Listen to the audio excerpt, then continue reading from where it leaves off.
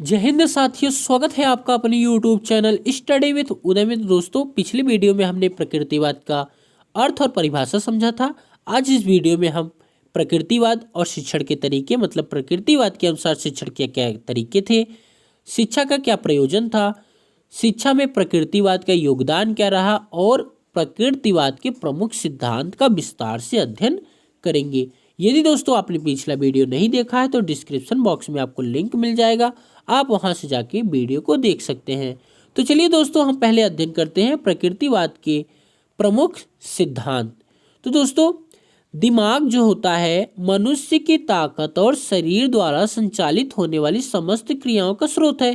कहने का मतलब है दोस्तों कि जो हमारा दिमाग है वो जैसा सोचता है, हमारी बॉडी जो होती है उसी तरीके की एक्टिविटी करती है। नैतिक मूल प्रवृत्ति जन्मजात अंतरात्मा, परलोक, व्यक्तित्व मर्ता, ईश्वर कृपा, प्रार्थना शक्ति और इच्छा की स्वतंत्रता, ये सभी प्रकृतिवाद के अनुसार भ्रम है। क्या है? भ्रम है। इस सृष्टि का निर्माण वस्तु या तत्व से हुआ है और मानव भी क्या है? वस्तु का एक रूप है। मानव की मूल प्रवृत्ति पशुओं के समान होती है।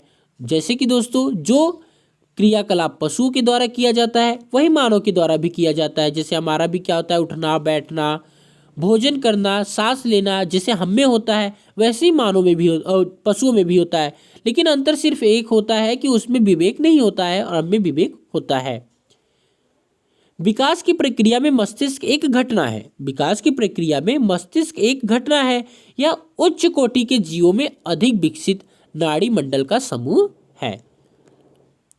प्रकृति अंतिम सत्ता या वास्तविकता है। मतलब दोस्तों, प्रकृति जो होता है वो फुली तरीके से रियलिटी होता है। मतलब जो चीज अंत में आपको प्राप्त होता है वही क्या है? प्रकृति है, जो इसका आगे कोई निधानी नहीं है। इंद्रियों का अनुभव ही ज्ञान और सत्य का आधार है। दोस्तों, इंद्रियां जो होती है हमारी पांच होती है, आँख, कान, नाक, जीभ, त्वचा, इनके जो अनुभव द्वारा ज्ञान होता है वही क्या है? सत्य है। वही चीजें सत्य है जो कि हम इंद्रियों द्वारा अनुभव करते हैं।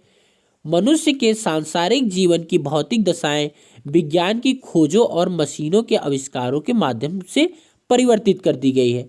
दोस्तों, मनुष्य का जो सांसारिक जीवन है उसकी जो भौतिक दशाएं हैं वो विज्ञान के खोजों द्वारा क्या किया गया है?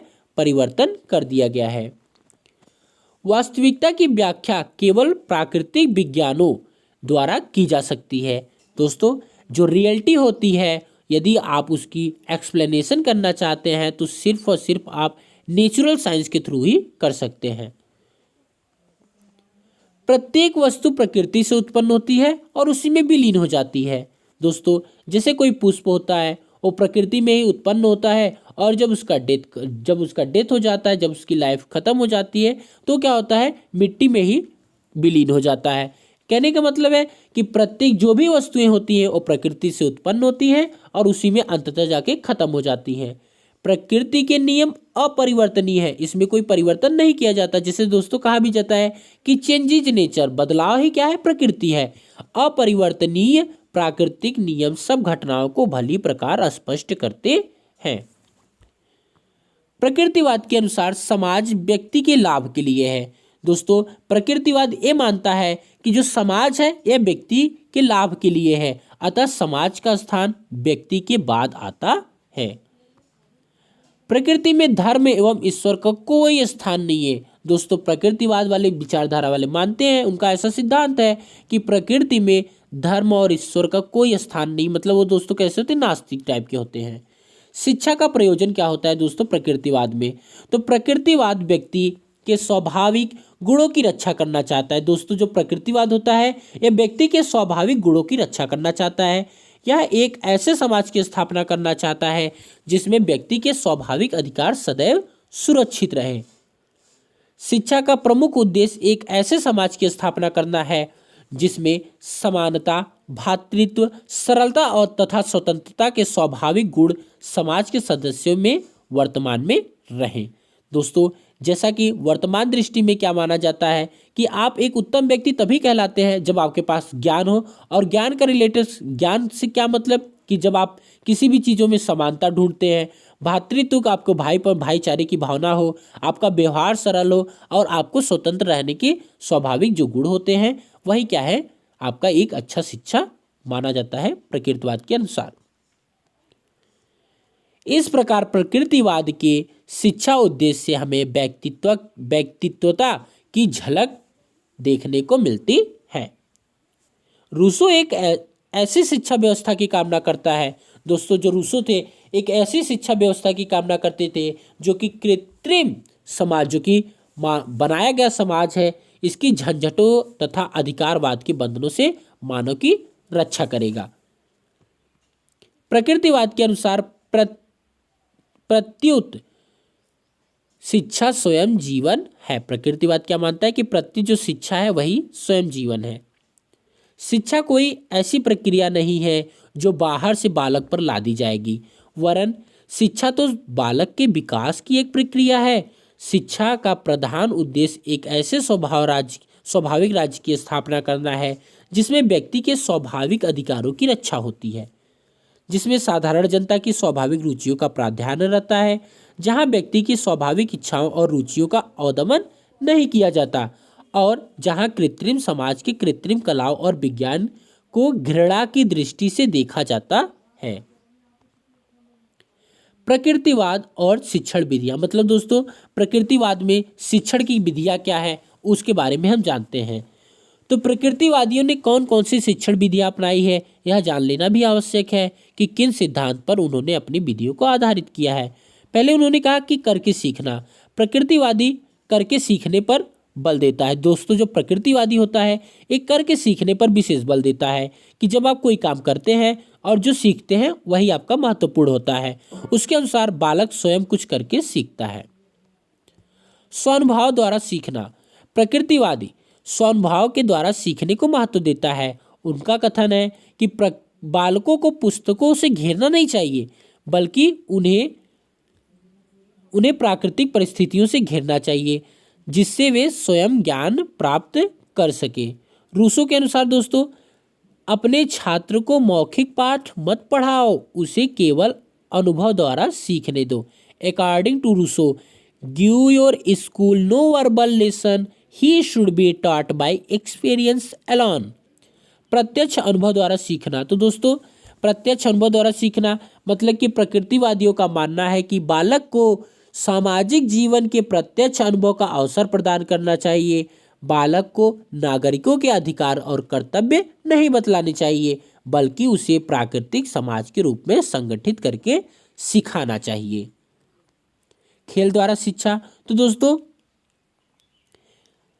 प्रकृतिवादी खेल द्वारा शिक्षा को सबसे अधिक उत्तम समझते हैं और उनका कहना है कि बालकों को खेल द्वारा ही उचित शिक्षा दी जा सकती है। दोस्तों, प्रकृतिवादियों के अनुसार जैसे कि यदि बच्चे को कुछ सिखाना है तो आप उसे प्रयोग करके या फिर खेल के माध्यम से सिखा सकते हैं, वही उनकी उचित शिक्षा होती है। अब दोस्तों, हम देखते हैं कि प्रकृतिवाद का शिक्षा में योगदान क्या है, इनका योगदान क्या है। अभी तो हमने तरीके के देखा कि किस तरीके से उस समय मतलब अध्ययन किया जाता है, तो अब योगदान क्या है। तो उन्होंने कहा अनुभवों पर बल। ठीक है दोस्तों, जैसे कि अभी हमने पढ़ा है कि प्रकृतिवाद जो होता है वो करके सीखने पर बल, उनके स्वानुभव पर बल देता है, उसी पर अच्छी शिक्षा मानता है। तो दोस्तों, प्रकृतिवाद ने शब्दों की अपेक्षा अनुभवों पर बल दिया है। किसकी अपेक्षा? शब्दों की अपेक्षा किस पर बल दिया है? तो अनुभवों पर बल दिया है। केवल शब्द शिक्षा के लिए आवश्यक गुण नहीं है, अनुभव ही आवश्यक है। मतलब आप यदि शिक्षा ही ग्रहण कर ले रहे हैं, आपके पास कोई एक्सपीरियंस ही नहीं है, तो आप बेकार माने जाएंगे। बाल मनोवैज्ञानिक पर बल। तो बालक को पढ़ाने के लिए उसके मनोवैज्ञानिक को जानने की आवश्यकता की पूर्ति हेतु मनोविज्ञान के क्षेत्र में खोज प्रारंभ हुई। मनोविज्ञान ने बताया कि बालक विकास कला में विभिन्न स्थितियों से होकर गुजरता है। जो बालक होता है विकास काल में विभिन्न स्थितियों से होकर गुजरता है। यही नहीं, मनोविज्ञान की एक विशेष शाखा मस्तिष्क विश्लेषण को भी विशेष प्रोत्साहन मिला है। अतः यह भी प्रकृतिवाद का देन कहा जाता है। आगे दोस्तों हम देखते हैं कि बाल केंद्रित शिक्षा पर बल। तो बाल केंद्रित शिक्षा प्रकृतिवाद का ही देन है और प्रत्येक बालक को प्राद का छोटा रूप मानते हैं। उसका अलग व्यक्तित्व मानने को बालक की क्रियाओं पर ही शिक्षा प्रदान करने पर बल दिया गया है। शिक्षा में खेल की प्रमुखता पर बल। अभी दोस्तों उसमें भी मैंने बताया था कि शिक्षा में खेल की प्रमुखता इस विचारधारा की देन है, इसी विचारधारा की देन है। प्रकृतिवाद ने खेल को स्वाभाविक तथा आवश्यक सिद्ध किया। इस प्रमुख नारे में यह कहा गया कि शहरी जटिलता शांतिमय गोद की ओर चलो, शहरी जटिलता शांतिमयी गोद की ओर चलो। प्रकृतिवादी विचारधारा पर सरलता के वातावरण में मूल प्रवृत्तियों के आधार पर छात्रों में विभिन्न क्षमताओं का विकास संभव पर बल देने वाली विचारधारा है। प्रकृति की ओर लौटो। दोस्तों प्रकृति की ओर लौटो पांचवा से दूर प्रकृति की आधारित स्वतंत्रता तथा स्वयं चालित शिक्षा को बल दे मिला है। दोस्तों कहने का मतलब है कि किताबों से ही अध्ययन मत करो, बल्कि प्रकृति में जाकर उसका भी अनुभव प्राप्त करो। प्रकृतिवाद बालक की रुचि बालक को अधिक महत्व प्रदान प्राप्त हो सकता है। दोस्तों यदि कोई बालक प्रकृतिवाद है, उसकी रुचि बालक को अधिक महत्व प्रदान कर सकता है। दोस्तों वीडियो कैसा लगा कमेंट बॉक्स में जरूर बताइएगा और वीडियो को लाइक करिए, चैनल को सब्सक्राइब करिए। यदि अच्छा लगा तो अपने फ्रेंडों के पास शेयर भी करिए। Thanks for watching this video.